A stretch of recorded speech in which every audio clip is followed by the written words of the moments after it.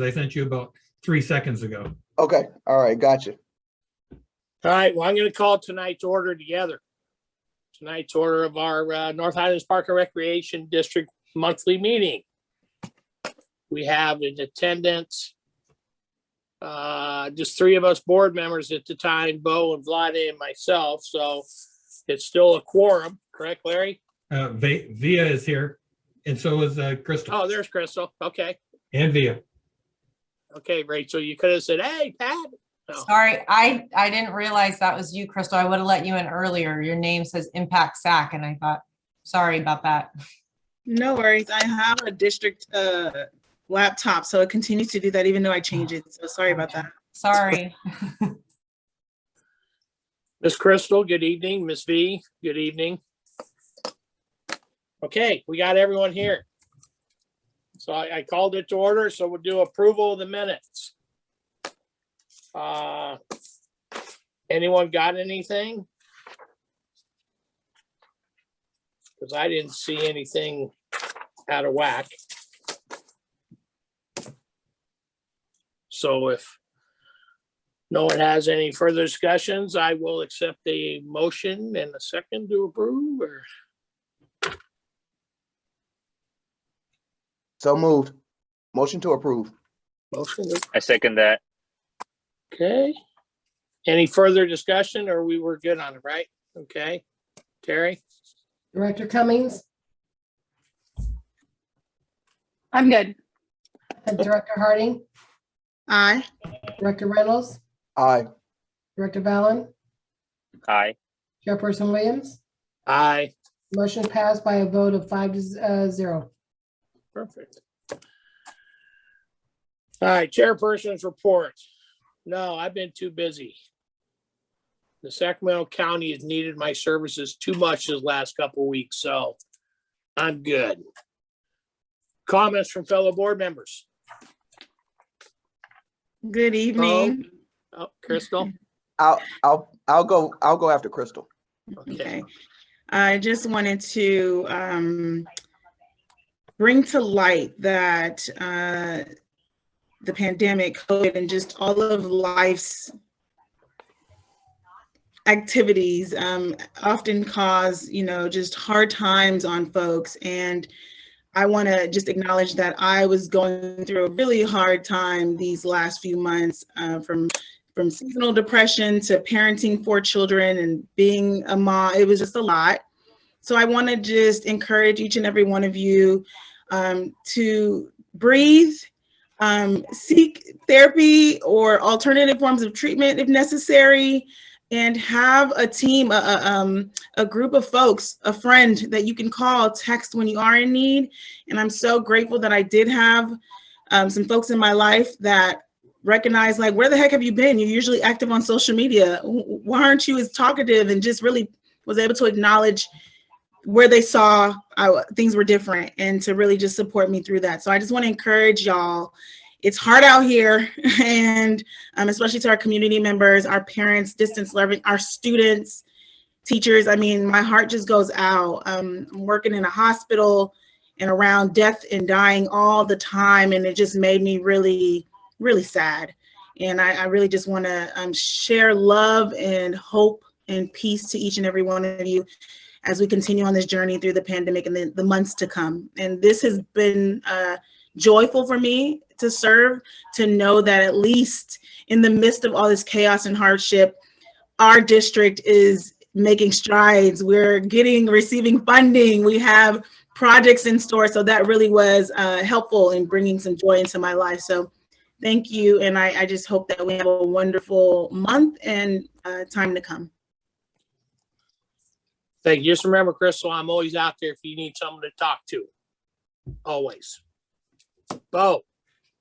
Yeah, well, first, let me acknowledge Crystal. I mean, I think first I want to acknowledge her vulnerability, and vulnerability does play a part in good leadership.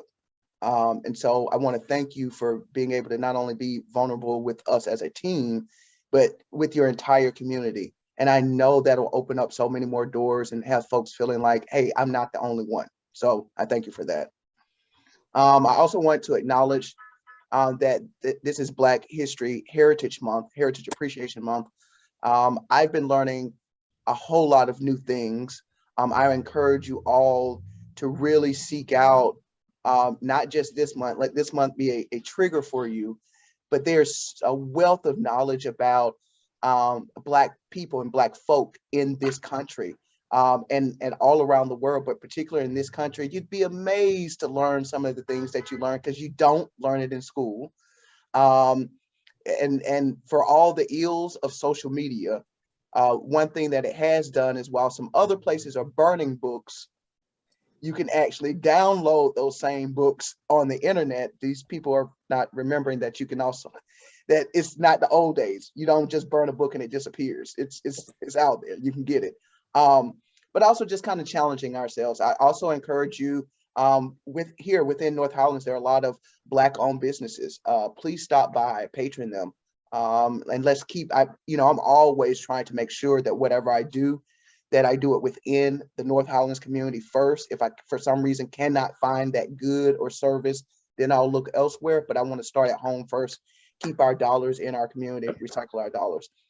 Last but not least, I've been having lunch every other day in a different park. And I've really been enjoying that. I've also been driving every night around to the different parks, minus Chardonnay, because that's the farthest one from me, just to kind of see what's going on, who's there.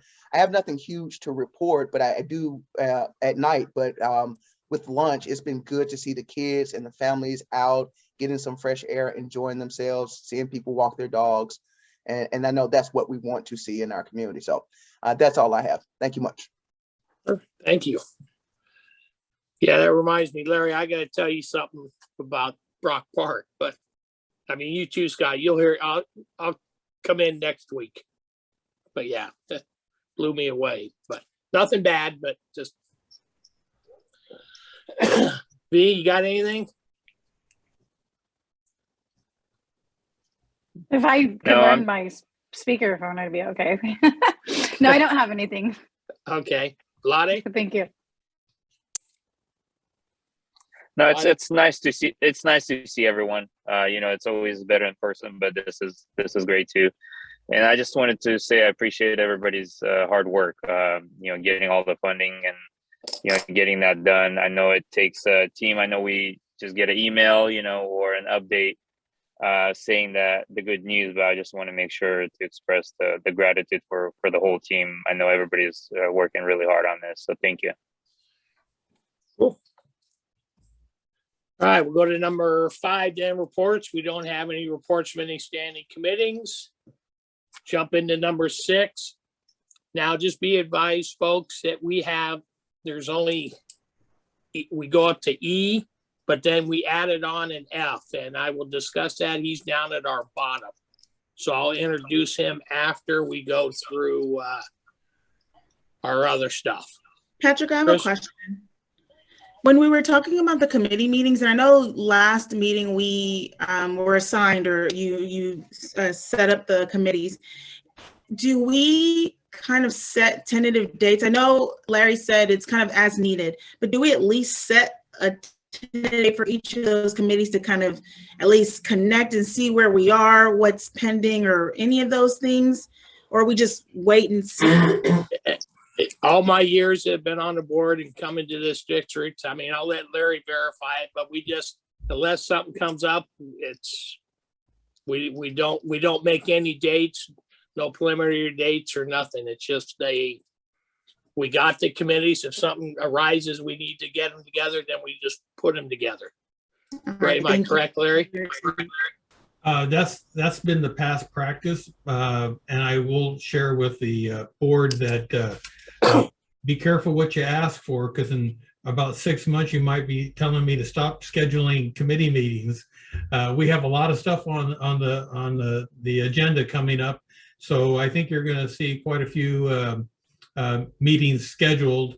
I think we have several already that will, in fact, it'll affect you, Crystal, as well as Via. In March, I believe, but we have others that will be presented to the board.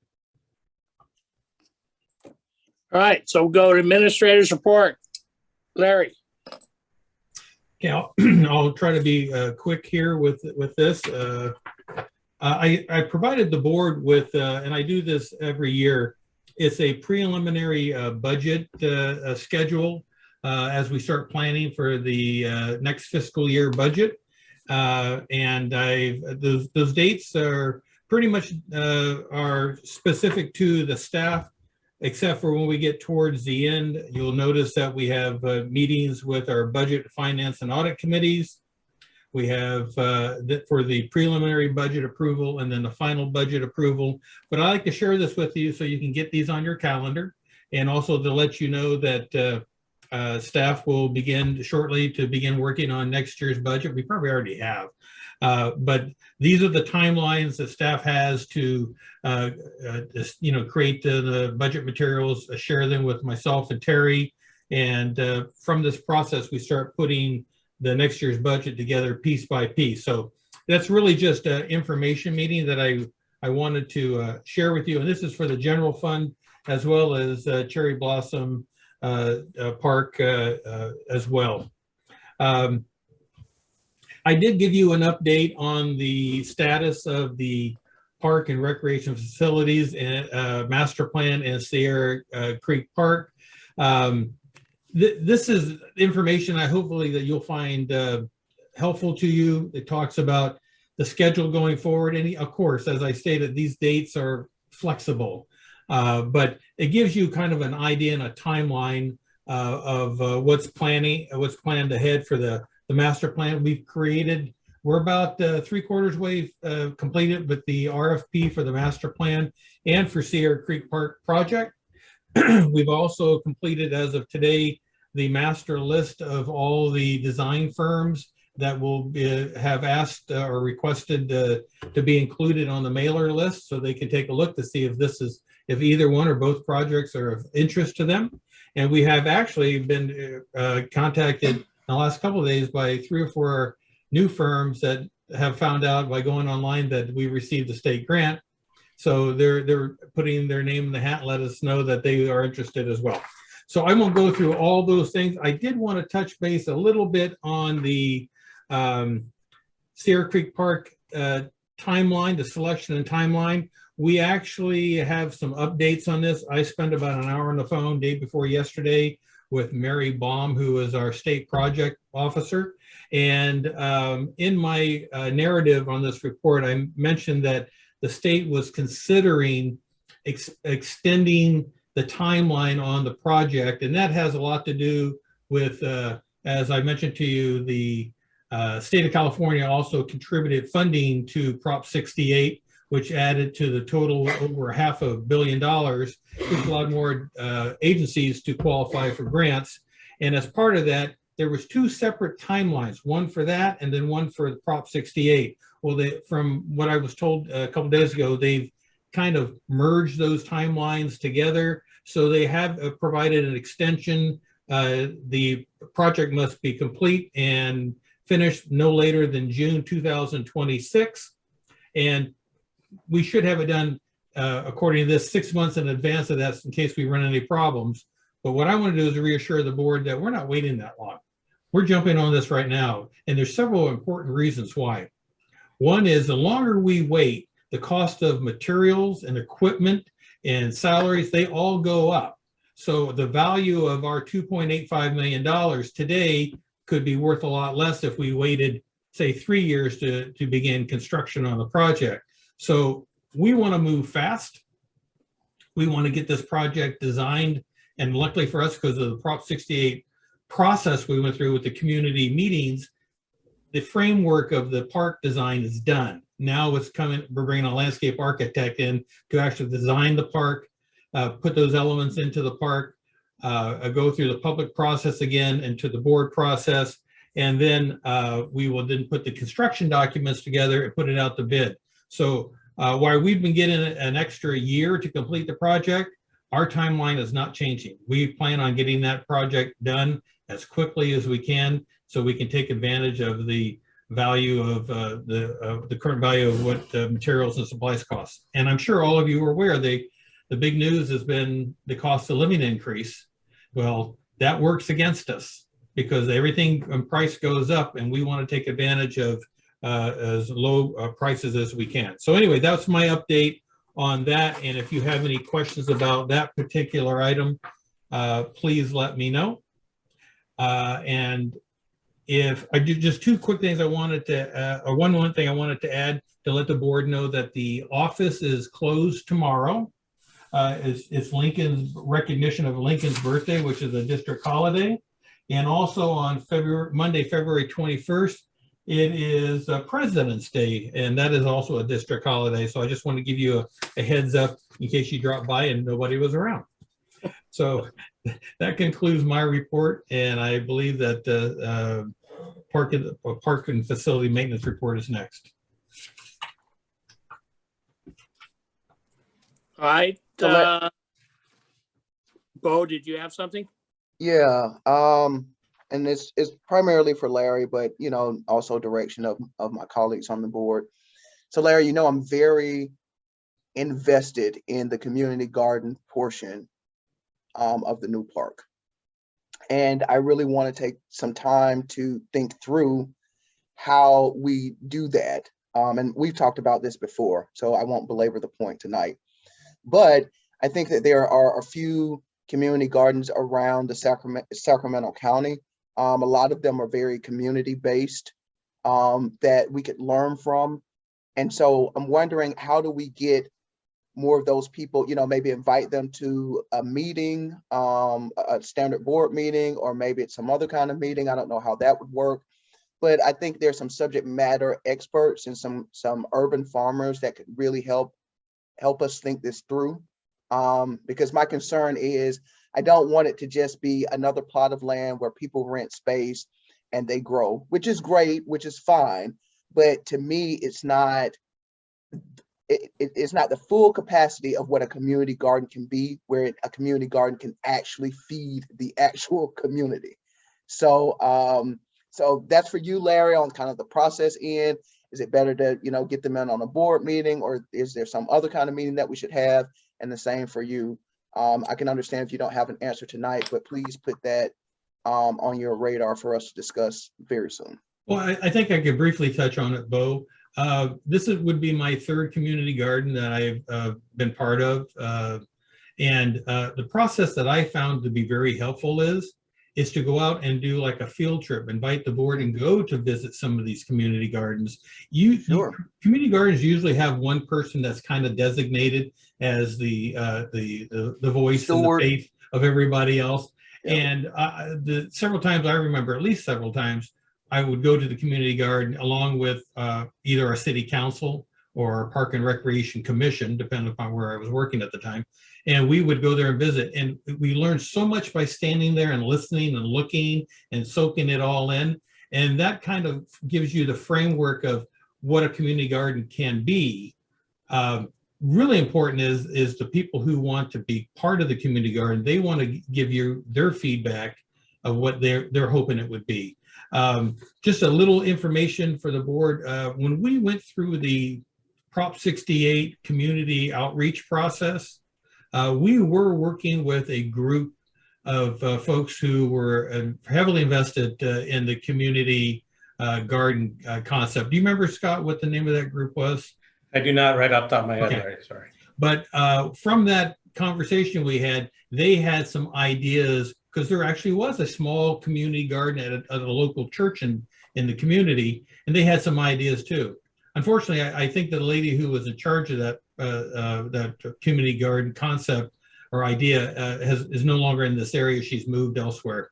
But that's what I would do, Bo, as we get closer to that process, and that'll probably be a little bit further out once we start getting in. We want to do it before the design process because we want to get the ideas ahead of time. What we know is where it's going to go, you know, because we had to commit to that when we applied for the grant.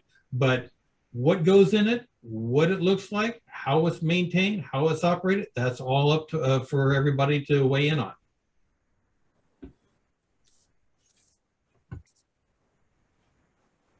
Okay, Crystal, anything? Okay, we'll move on to C. Scott, park and facility maintenance reports. Thank you, Pat. I do have some updates on some of my updates in my written report, so I will quickly try to go through those. If I go too quickly, please feel free to raise your hand or just ask questions as you need to. First off, to the tree planting event that's coming up in March on the 19th at Larchmont Park. We have met with, we had a Zoom meeting last week with the SAC Tree Foundation folks and with some interested volunteers from various parts of our our surrounding communities. We've got Service Club interest in getting volunteers. SMUD is invested in wanting to provide volunteers. We are holding spots for North Highlands residents, and to that end, we'll be sending a mailer out to the residents around Larchmont, inviting them to come out to sign up as volunteers for the event. On our website, you'll find the flyer that will take you to the link if you would like to volunteer. And even though you're board of directors members, they would like you to go through the process of clicking on the link. That way they can keep track of how many volunteers we have. We're putting 20 trees in, and the standard ratio is 2 volunteers per tree. So we're looking to get 40 people. Prior to the event starting, we will have a golden shovel opportunity for you folks to kick off the event, and we can memorialize it with pictures. And you are more than welcome and encouraged to stick around for the next couple hours after that, dig some holes and plant some trees. So very, very encouraged after the first meeting. The SAC Tree Foundation staff, this is not their first event, obviously. They know what they're doing. They're providing tools, they're providing equipment, they're providing the trees, and of course their expertise. They're also bringing a porta potty, so everyone will appreciate that as the event wears on. So I'll keep you updated. We do have another Zoom meeting scheduled for the 28th of February, so I'll be able to report back to you at our March meeting, which is just 9 days before the event itself. Onto the updates for the Chardonnay Park and Ridgepoint Park playground designs. I've completed a meeting with 4 different playground manufacturer representatives. I was so excited coming out of those meetings because these are the experts. These are the folks that do this for a living, and kind of kept our parameters fairly vague and broad, really because we want them to come back as experts to look at the footprint that we have to work with.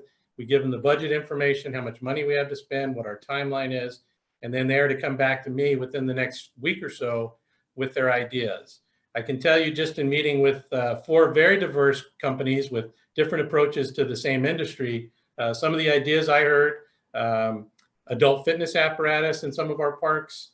One company specializes in rope climbing apparatus, and if you've been up to Cherry Blossom or seen pictures, that company, Berliner, put that rope climbing apparatus in at Cherry Blossom. We talked a lot about shade, both integrated shade, which means shade covers over the play structures themselves, and also shade for folks that just want to sit and watch their kids play and have fun, primarily at Ridgepoint. So that is definitely going to be part of the design for that. So we're, again, just waiting on some design concepts. Staff will sit down, review all of those, kind of try to narrow it down to maybe 1 or maybe 2 preferred vendors who will then be invited to the March 10th board meeting to make presentations with their renderings to you and to get your input on what you'd like to see in those 2 parks. We will also be sending out mailers again to the Ridgepoint community and to the Chardonnay community, inviting those residents to come out and join us at that meeting on the 10th. And it's very fortuitous that we'll be an in-person meeting, so we'll be able to actually be able to show the designs that have been proposed. Last month, you approved the purchase of 2 new trucks. We took possession of those trucks on Monday. They're in the shop as we speak, getting the bed liners sprayed in and toolboxes attached. We'll have those trucks back on Monday and be able to integrate them back into our fleet. So we're very excited about that. We have a project that was approved at the beginning of the budget cycle to improve pathways in 4 of our parks to meet ADA compliance regulations. And the first project starts on Monday at Larchmont. So we want to get those pathways done. So when we have the event in March, we'll have new, smooth pathways for everyone to enjoy. That'll be followed by Carl Rosario, the office complex, and Memorial Park is getting work done on their pathways as well. On that topic, we have new ADA compliant electric doors and door openers going in.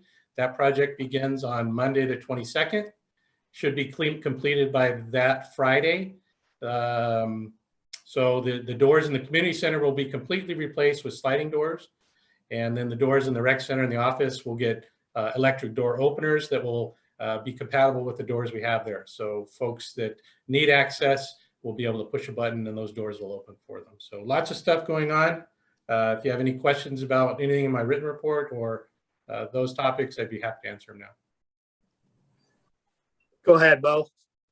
Vlad had his hand up first. Oh, they're not. Vladi's in the car. I can't see him. Oh.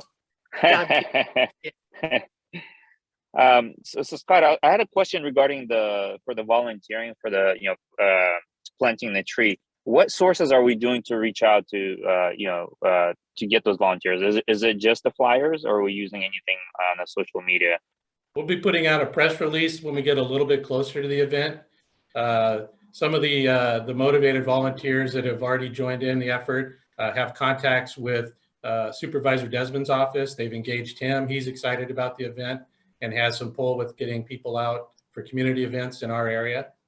The board member from SMUD, Heidi Sanborn, has done several of these events and can access volunteers through her organization. The Carmichael Kiwanis Club, they have a program that they're passionate about called the Giving Tree, and they've done tree plantings over in the Carmichael area. This will be their first venture over into the North Highlands area. Looking to start a Kiwanis Club in North Highlands and Antelope. So they are very, very motivated. Our focus, we really do want to get North Highlands residents, Larchmont residents to join in, but we also want to have 40 people because we don't want anyone out there for 10 hours digging holes if there's only 5 or 10 people that show up for 20 trees. So we've got a kind of a multi-pronged effort to get the word out. Okay. Yeah, I'm just kind of hoping to involve more of the North Highland residents in there, Absolutely. Just to see them, the things happening. And then this is a little off subject, but at the same time, who manages our, not advertising, but when it comes to online presence? That would be our wonderful recreation staff, Sarah and Rachel. Sarah, Rachel, okay.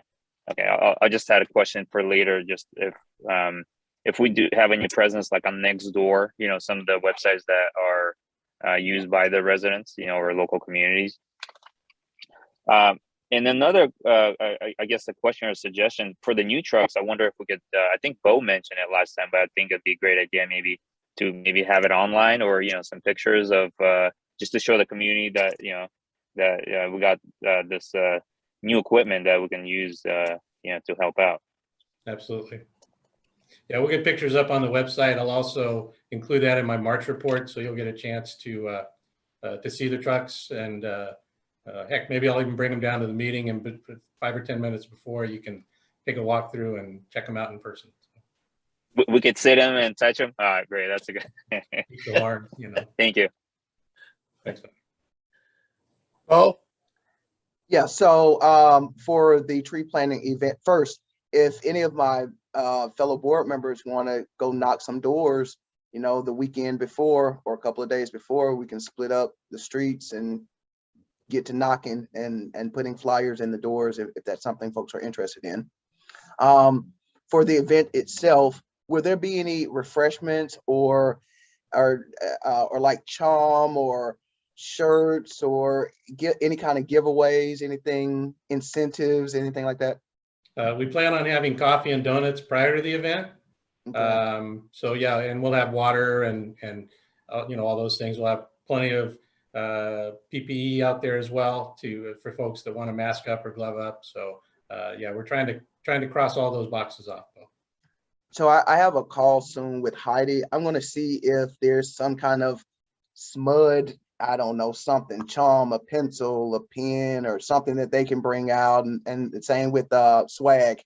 Sorry, old organizer term, chum. So swag, that folks can walk away with. People like walking away with something in their hand. You know, they, even if it's just a pencil and they gave all this labor and time, they feel like they're walking away with something. So I'll reach out to Heidi about that. And Heidi and I were on a couple of calls this week where we both tried to do some recruitment of folks, primarily in Sacramento City proper. But we have other relationships with them. So we were both inviting them up to North Highlands for this event, and looking at some environmental clubs and letting them know about this as well. Sure. So, and then lastly, I'm glad it's in the, second part of your report. When I went out to Chardonnay, I can't remember what day it was, one of the contractors was out there. And he was measuring things and he was taking, measurements, and I had a chance to stop and talk with him. I asked him about his experience with the bidding process. But he was he wasn't involved in that, so to speak. He was just coming out to actually do the measurements and stuff, but he gave me a little bit of what he thought it could look like and be like. So just know these people really are on the ground, looking and thinking. And so it was great to hear that you've been having a lot of encouraging meetings with them. Thank you. Let me put my 2 cents in. I was in that Zoom meeting with Scott and them. I was gracious enough to get access, speaking with Rachel, and the one I get a kick out of, I was just looking for her name, is Marisol. Mm-hmm. When I first logged on to Zoom and I saw Marisol, I thought it was one of our kids that was on there. She looked so young, caught me off guard, but she is definitely a tree person. And when I say a tree person, Scott even offered to bring an auger out there to drill the holes. And she said, oh, no. We don't treat our trees that way. She's very adamant on, we're going to dig up the dirt. We're going to do it that way. I liked it. I liked the whole presentation that they put on. And I will challenge my board members. I already signed up to be there to work it, so I already got my ticket, or I don't know what they call it on here. But there's only so many slots in, and like I've talked with Larry, we just have to make sure that we have 40 people, and that's why with these others, with the Kiwanis Club and SMUD coming out, like everyone was saying, we want to make sure North Highlands people are going to represent with us. So if we're going to make this commitment, I mean, we should have numbers. I'm sure Rachel will get together with Scott and tell us where we're at. If we have to go hustle, but I think once it gets posted, you're going to be surprised. We're going to have plenty of people, plenty of volunteers throughout our community. Pardon me? I agree with you. That's a really good point. So, but yeah, I mean, I like your idea of knocking on doors, Bo. But I think we're going to have plenty. I'm praying that we have plenty. I think this is our community, is both Bo and Chris have been saying community involvement. Hey, here's our time for the community. Now let's see if the community is going to step up or shut the door and just, hey, stay behind your door and complain, instead of helping us. So, but yeah, no, I think that tree thing is going to come along great, Scott. I think that was a good meeting. They're good. Very encouraged so far. I'm very, very excited for the event. I get more excited every time we sit and talk about it. I do will a real quick follow-up. As part of that whole project, we're going to be pulling new irrigation off the existing controllers out there. So each of those 20 holes will have 2 bubblers apiece to take care of those trees in their formative years. So there'll be new irrigation going in as well. Cool. No other questions? We'll go to Rec. Oh, hold on. I'm sorry. I just saw your hand there, Miss Crystal. Yeah. Okay. So I realized that you would rather us show you and use the tool on Zoom. So I will lower my Zoom hand. I wanted to ask. It's okay. The event starts at 9 a.m. Would you like us to be there before that or at 9? 8:30 to 8:45 is kind of when we plan on putting the coffee and refreshments out. And then at 9, the SAC Tree staff, Rachel Patton, who's their volunteer coordinator, kind of runs these neighborhood programs, and Marisol Villarreal is the urban forester. They will do bring all the volunteers together, explain how the day is going to go. They will actually do a demonstration tree, and then everyone will get turned loose to dig their holes and plant their trees. So 9 is when we start, plan on starting, Crystal, and that would involve the event ceremony that we'd like to have before everything gets going. But yeah, 8:30, 8:45, I think is what everyone's expecting. Okay, I had to check the Facebook page for the district just to double check if we had posted something yet, and I didn't see anything. So how is everyone registering? How are you able to sign up already? The flyer that's posted on the website, there's a link that Oh, it's on the website, not Facebook. You go there and then you complete the form and they'll put you on the system. Okay, so it's at the website, and I'm sure Rachel and Sarah are going to put it on social media soon. I have no doubts about that. And then wondering about, so then March 10th, the preliminary meeting, or the meeting with the vendors and folks, RSP, is the people that are presenting, are these the folks that have already been selected, or they're coming to make their pitch? No one's been selected. We're waiting for them to submit their design ideas. As a staff, we'll go through those, kind of try to drill down on concepts that that work for the district from our standpoint, and then that vendor or vendors will be invited to the March 10th meeting for you folks to have a chance to meet them, ask them questions, see color options, see design options, and really the final say so is our board of directors. Okay. Now this is where communities also being invited to share their input and to weigh out and get vote. A mailer. Probably it'll go out on the 24th, so they'll have 2 weeks to prepare to come to our board meeting. I wanted to ask about that preparation. What's in store? I mean, how do they prepare for this meeting? Even board members, is there some things for us to keep in mind? Like you mentioned, the different aspects of the project that we would be discussing, like at least to give us an idea of how to come ready, right? And kind of with some things in our toolkit that we want to make sure we advocate for. So just wondering what's going to be included. Honestly, I trust whatever you all create. My suggestion is on the mailer that's being sent out to community, it has some type of instruction, information, maybe a link to go to the website to see, what's already been in process, but just so that we're a little prepared when we come, and that time that we're together is really productive. Absolutely. Larry, do you want to address those? Yeah, I just wanted to mention that I wouldn't over prepare, Crystal. I think what the best approach would be if you want to visit some of our parks or visit other communities' parks and see what they have there, and then from visiting our parks what we have as far as playgrounds, and last time we did this, we actually had a couple neighbors come in and say, hey, we went to Roseville, if I remember correctly. It was a park in Roseville that just came in, and they really liked the play equipment, and they mentioned that they'd like to see something like that be placed in our parks. So I would say come to the meeting with an open mind, listen to the presentation. You're going to get probably 2 or 3 exhibits depicting the playground equipment, and as Scott said, the different color combinations you can pick from. Those are the questions you want to ask those presenters those questions. I did want to point out one thing. We will, as Scott said, drill down and select a vendor to come to you. And the reason we do that, this is not a competition. It's not, playgrounds aren't bid, because every playground is unique. There's no 2 companies that make the exact same play equipment. But what we want to do is look at what else we have in our community as far as playgrounds. And we want to be able to say, okay, we don't have something like this. As Scott said, the ropes playground over at Cherry Blossom, we didn't have something like that.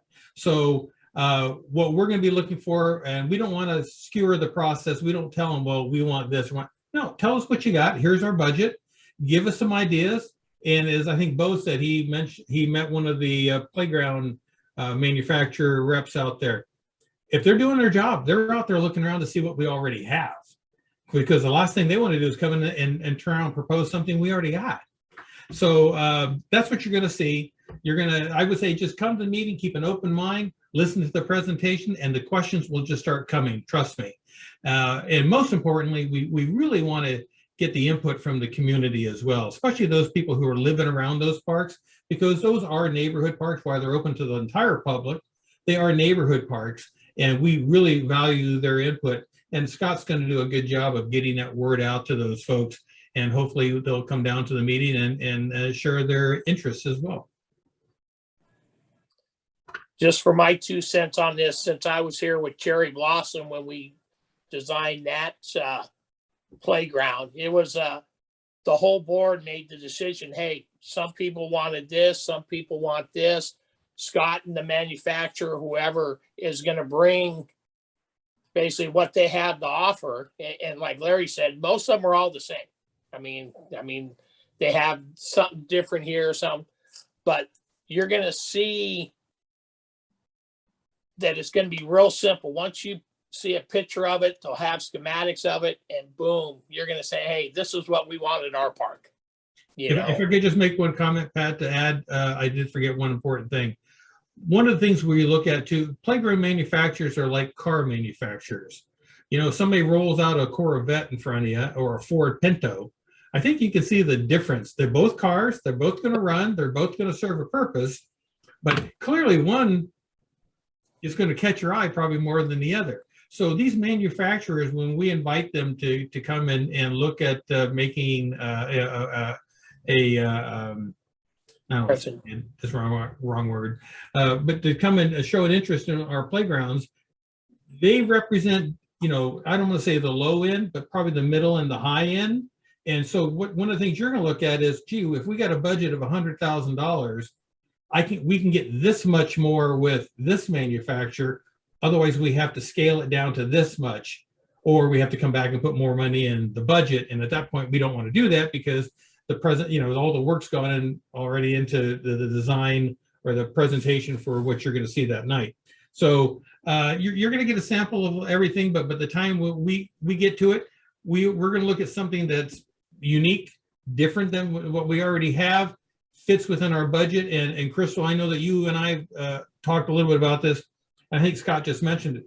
We're at Ridgepoint, we're actually going to push that playground out and make it bigger. Because and we're also going to put a fence around, if those are familiar with Ridgepoint, it's a kind of on a corner of the park. And to me, it's a dangerous area with cars coming around. So we're going to put a fence around that to make sure that dogs and balls and kids don't run out onto the road. And so that'll be part of the presentation as well. Cool. I have one last thing. In the event, just so we happen to have, what's our capacity for the room? If we have more people than expected, just throwing it out there, if we're going to plan for kind of what? Well, we don't get 6 feet, isn't it? I think it's, what is it, Scott, 70? Is that 78? How much? 78 people in the rec center. Crystal, if we got 78 people there, I will go over and open that community center. We'll go in that community center and hold it. I'd love to see 78 people. Right now, I got my fingers crossed we got 8. So we'll be happy to take as many as we can get. Yeah. Would that be a nice problem to have, wouldn't it? I'd love to see that in all my years. All right, no other questions. We'll move on to rec. Sarah, that's you. Or I mean Rachel. I'm sorry.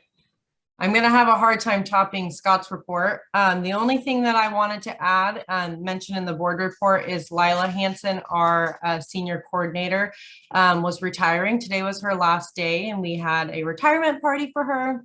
It was super awesome. She's been with us for a long time. Myself and everyone in there cried when she was leaving, and she had a really good time. And we're really excited about our new senior coordinator that we hired on.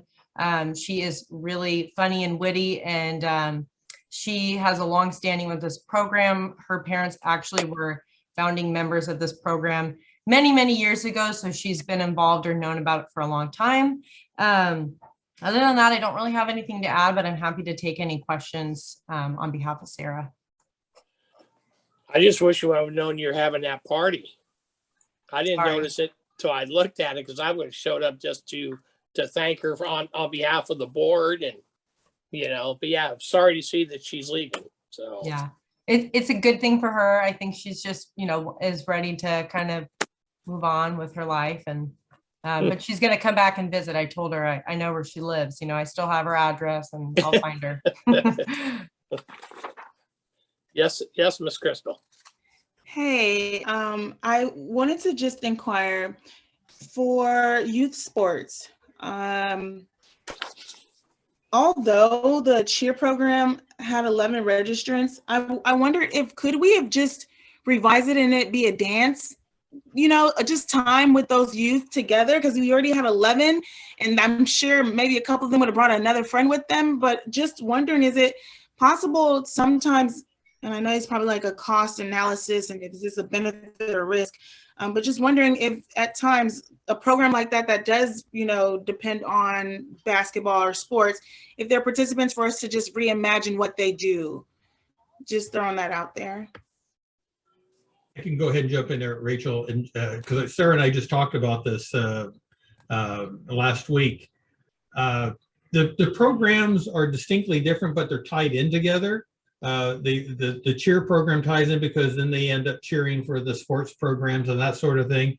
And we thought about that, but at the same time, to change the program, it would change it quite a bit, because the whole emphasis is to be able to cheer at events, and unfortunately, the sports programs, we've explained that to the board already, that we just had to, it wasn't going to be able to happen. But, we'll keep our fingers crossed that we can do something here in the spring, and maybe we can bring something back. Well, for just throwing it out there, and I get it, I totally get it. But if my child was signed up for cheer, I would have still wanted the cheer program to continue. They could have cheered at a board meeting. They could have cheered at a football. We really could have been creative with where they cheered. They could have been at one of the schools after, we really could have, but I'm just throwing that out there. If before we cancel certain programs, if there's a way to, modify it or be a little bit more innovative of how it continues. And then my last thing was, how's the senior program going? How did they respond to the fees being waived? And what was that for them? And did it increase participation? The senior Harvest Time members were very excited about the fee being taken away. It was a really positive feedback that we got from them, and everyone has been super happy. But unfortunately, that happened right around Omicron. So across, we saw a lot of kids missing in our after school program, and same with bingo and harvest time, is that it was kind of a scary couple months. But we had a lot of positive feedback about reducing or waiving the fee for harvest time. So thank you guys for agreeing to that. That's super cool. And then I'm so glad that the district is hosting COVID clinics, both vaccine and testing. Is it right now just month by month we decide, and I see right now it's like February, and then the testing one is in February, Tuesdays in February. Mm-hmm. Is there a probability that it would continue? Yeah. So, we like doing them. The vaccine clinics are really, really, really successful, and they're pretty much busy the entire time. At first, when we first started, it was pretty slow, but it's definitely started to pick up now. And we even got a call from Twin Rivers asking about them, because I think they wanted to send some employees there. So Sarah is the contact for that, but I know that we're always trying to get them back in, especially because we back it with bingo. So they use that same setup and they just come in right after, and we don't have to do really any more work. I will say for the testing, that surprisingly, especially with Omicron going on, was really a slow turnout. I think they'd get average about 3 a day. That did just end on Tuesday, and we'll see if we continue that. Obviously, it's a good benefit for the community, but I don't know if it was just maybe taking a while to get the word out, but it was very, very slow. The workers just kind of hung out in there. So yeah. I mean, it's only 3 hours. Is there a reason why it's from 1 to 4? Is it based on staffing or their staffing? We backed it up. It's on the same day and same time as the vaccine clinic. So it was just they'd go in the recreation center next door. We'd be ready for both of them. Yeah. Thank you. Okay, no further questions. Move on to the next one, scholarship.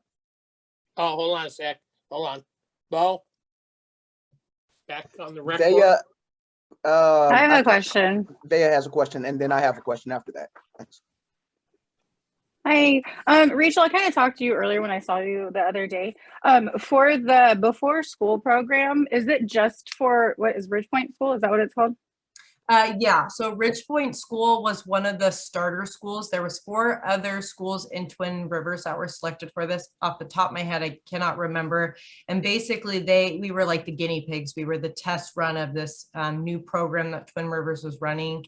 Ridgepoint and the other 4 schools will continue it for the remainder of the school year. And from what Twin Rivers told us yesterday is starting next school year, all of the elementary schools should have this at their site. So that's exciting news for other schools in the area.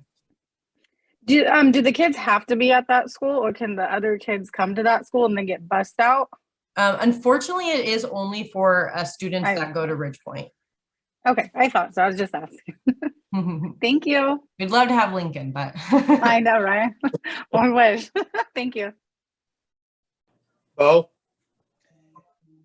Here's a dumb question. I kind of think I know, but I want clarity, Rachel. What is the Raccoon Club? So Raccoon Club is what we call the after school program at Ridgepoint School. So, and it kind of gets a little complicated, and hopefully I explain it right. There's the expanded learning side that's funded by Twin Rivers. And then there's the paid side, which we call Raccoon Club, which is basically anyone who wasn't able to get in on the free side, they can pay to attend the program. Our contract with Twin Rivers is limited to how many kids we can take, which is why we open up that paid side and we call it Raccoon Club. And then eventually just the name just kind of merges together and we call it Raccoon Club. That's the school mascot. And so it's just a cute, catchy name for the after school program, but they're tied together. And it runs from what time? What time does it end? I know from after school too. Yeah, so it's after school hours until 6 p.m. every school day. Okay.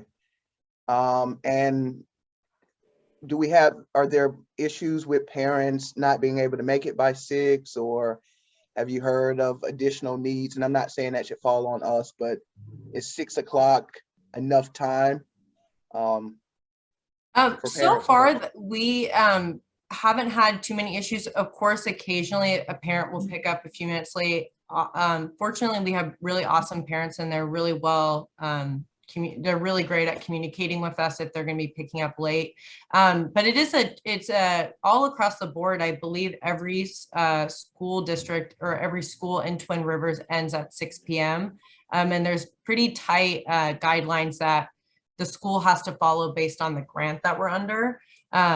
And so far, I haven't really heard any need of parents needing it longer than 6 p.m. Okay, thank you very much. No problem. Scan. Okay, I don't see anyone, so we'll try it again. District Scholarship Fund, which is Rachel again? Or Larry? Yeah, Larry, take the lead on this. I'm going to try to be short with this. The board is aware that several meetings back, we discussed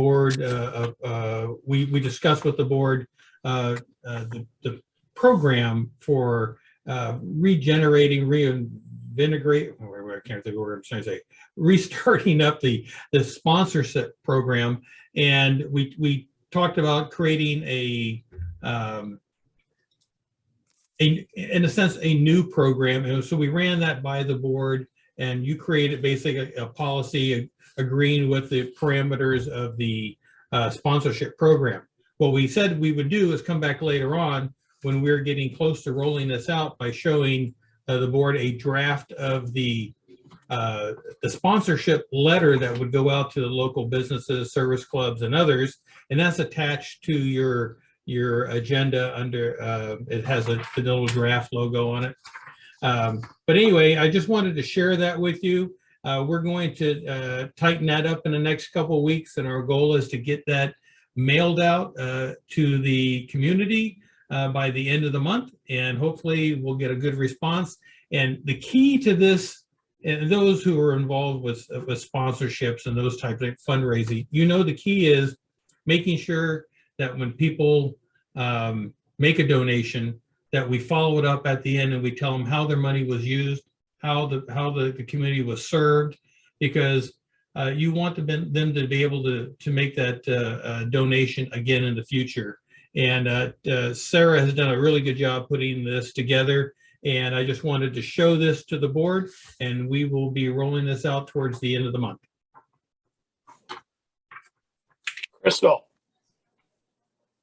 Hey, so I was reading through just a couple of things. Is it North Highlands Recreation and Parks District? Good question. So that first line. It's a park district. So yes, thank you for catching that. Yeah, no S. And then the second paragraph, it says this city funded scholarship. We're in the county, so will that be changed to county funded? No, it's not going to be county funded. Or can it just be this funded scholarship program and remove city out of there? Yeah, I'm taking that out right now. Thank you. And also that last sentence where it says city programs. Yeah.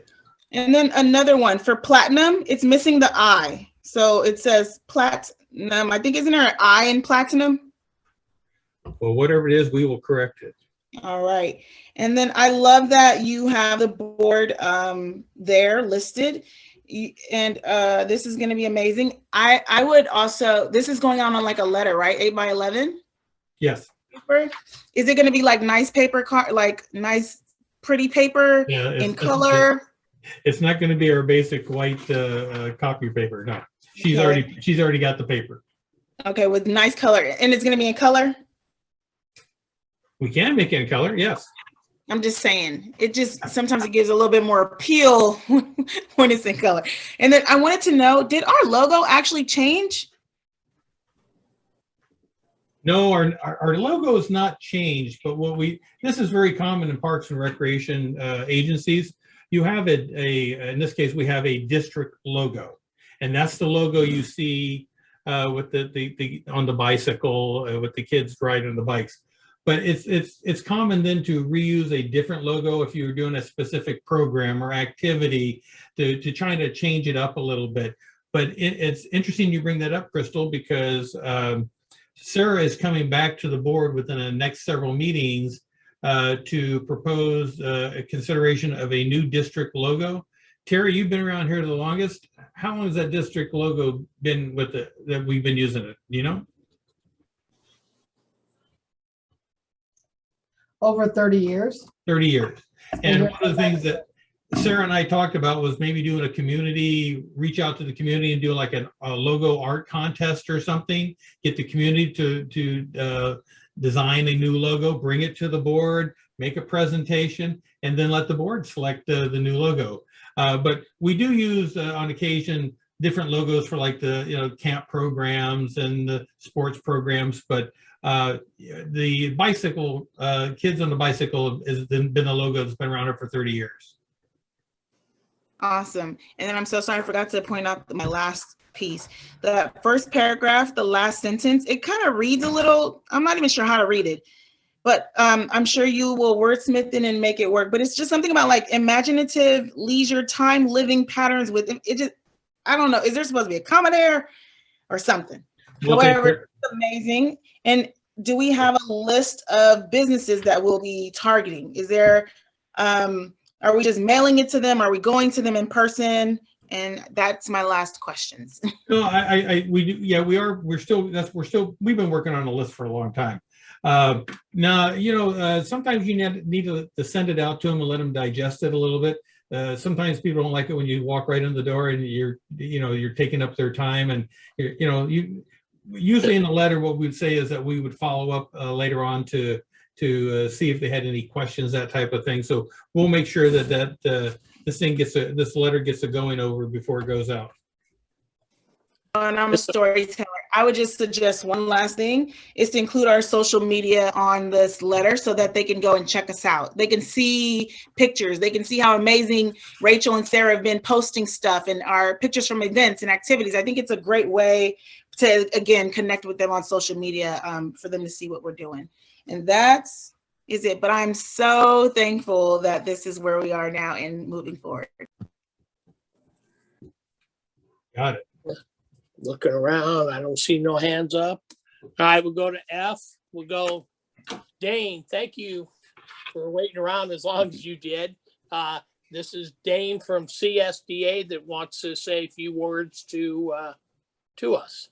Sure. Well, thank you so much, board staff. I appreciate the opportunity. Again, Dane Wadley. I'm the CSDA field coordinator, California Special District Association, the liaison to special districts in Sacramento County. You may recall I was out at one of your board meetings fairly recently.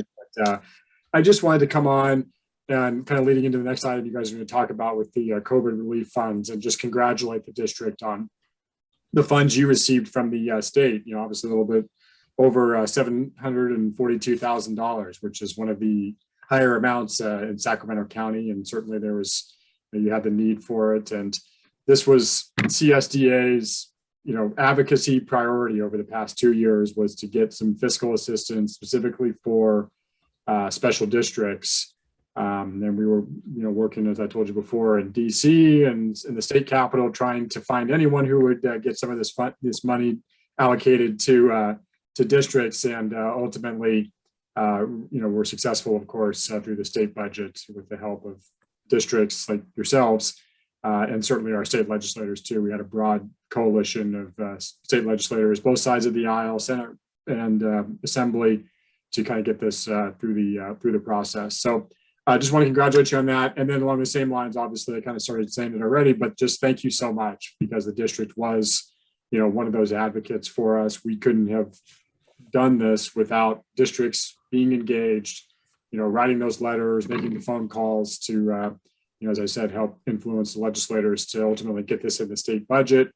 And then, of course, get it out so expeditiously to districts where it was definitely needed. So, and then on the same lines too, on the kind of the thank you, is just, I know it sounds a little basic, but just applying for it. And the reason I say just applying for the program was a lot of the kind of questions or pushback we were getting in the legislature when we were going through this whole advocacy process was, well, I'm not quite sure if there's this need out there. Can you show me this? There's this demonstrated need in special district land for these funds.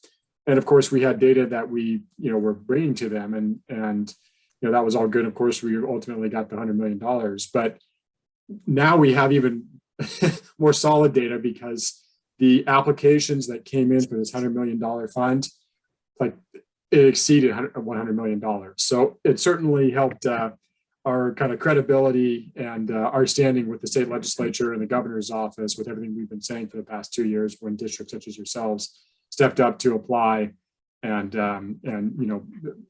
made this a reality. So congratulations. Thank you so much. Appreciate the opportunity to touch base with you guys again. And we'll certainly look forward to working with you on some further advocacy issues that we'll no doubt have coming up later this year. So, but with that though, yeah, definitely encourage you to go spend some money, right? Thanks for your time tonight, Dane. Okay. Correspondence, we got none. Comments, reports from citizens, organizations. I didn't get anything, so that means no. 9, unfinished business. We don't have any of that yet. And we'll go to 10 under new business. This is our COVID relief fund, and this is Larry. Well, thank you. I think the report kind of speaks to itself. One of the things we'd like to share with the board is, as you know, we've planned a lot of projects this year, and these projects are going to bleed over into next year and even the year after. And it's a pretty ambitious schedule. And I do want to thank Scott Sarah, Rachel, and Terry for all the work that they've done and their staff have done, because I don't know if it resonates with the board or not. There's a lot of moving pieces right now. I mean, we've got playgrounds going in, parks being designed, we've got a master plan, and we have electronic ADA doors going in. We have the ADA project that's going on, and we have the pathways. That's a lot for just a handful of people to be doing. It really is. I bet there's a lot of much larger agencies out there that aren't doing as many things as we're doing at one time, and that's a testament to the hard work that our staff is putting into this. So I want to thank them in front of the board, but I also want to share with the board that because of the good planning and the board, your involvement in the current budget we're in, we are actually in a pretty good position right now. Our revenues are actually trending a little bit higher than anticipated in the budget. Our expenditures are trending slightly lower than what we had anticipated in the budget. And those are the two good signs that we always want to see. And of course, the key is, and you've heard me say this before, we get property tax reports twice a year, January and April. And the first one that we get tells us pretty much within probably $5,000 of what we're going to get at the end of the year. And it's trending higher than we've seen it, certainly in my years with the district. And we're on pace to do in excess of $100,000 in property tax, an increase of property tax. So we're able, through all this, to be able to manage the current projects and the budget without any influx of outside funding. So my recommendation to the board is we want to do this diligently, and we don't have to spend it all at one time. I would like to make this part of the next year's budget process and maybe following year's budget processes to talk about, go back and look at what our goals are, looking at our equipment needs, of building repairs and those kinds of things, and then put a plan together. Maybe it's a 5-year plan on how we're going to pay for that, because it all doesn't have to come out of the money we had at COVID relief, but that's $750,000, and it can go a long ways to help this district. So my recommendation to the board is let's save this as part of the next year's budget process, which begins next month. And because I think we're in a really good financial position right now where we don't need that, excuse me, that influx of cash to augment any of the current programs, projects, or district activities.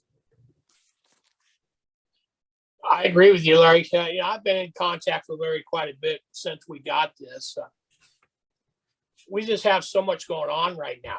And I'm appreciative of Scott, Rachel, and Sarah, all that they do with the staff that they have, and then Terry making sure everybody's staying in their lane.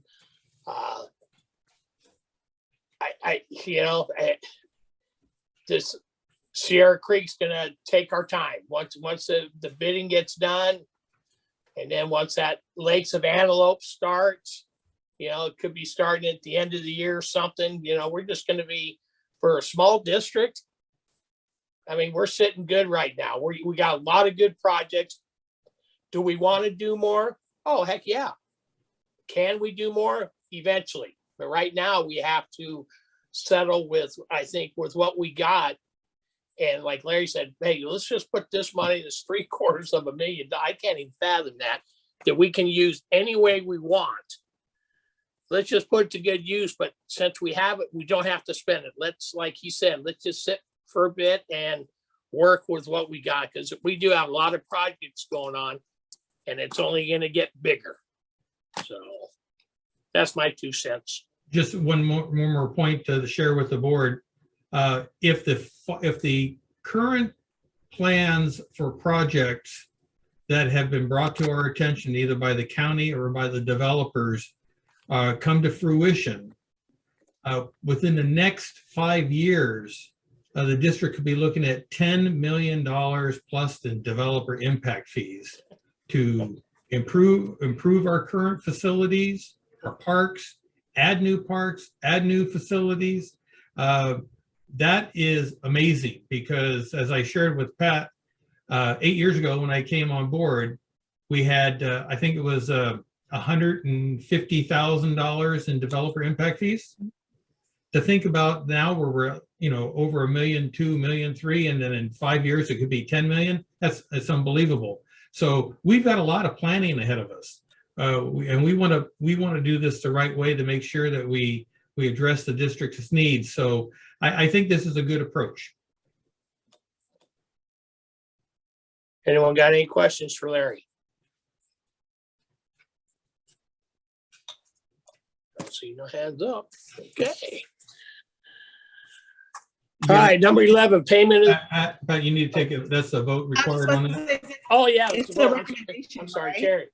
Or no, first, okay, let me start over. Crystal, did you have a question or? Yeah, I wanted to support that recommendation that COVID relief funds be incorporated in future district budgets as determined. But I wasn't sure, if that was the time to do that.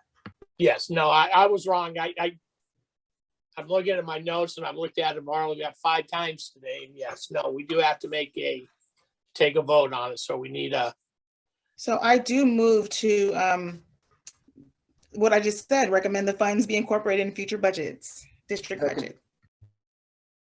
And Bo second. Any further discussion? Terry? Director Cummings,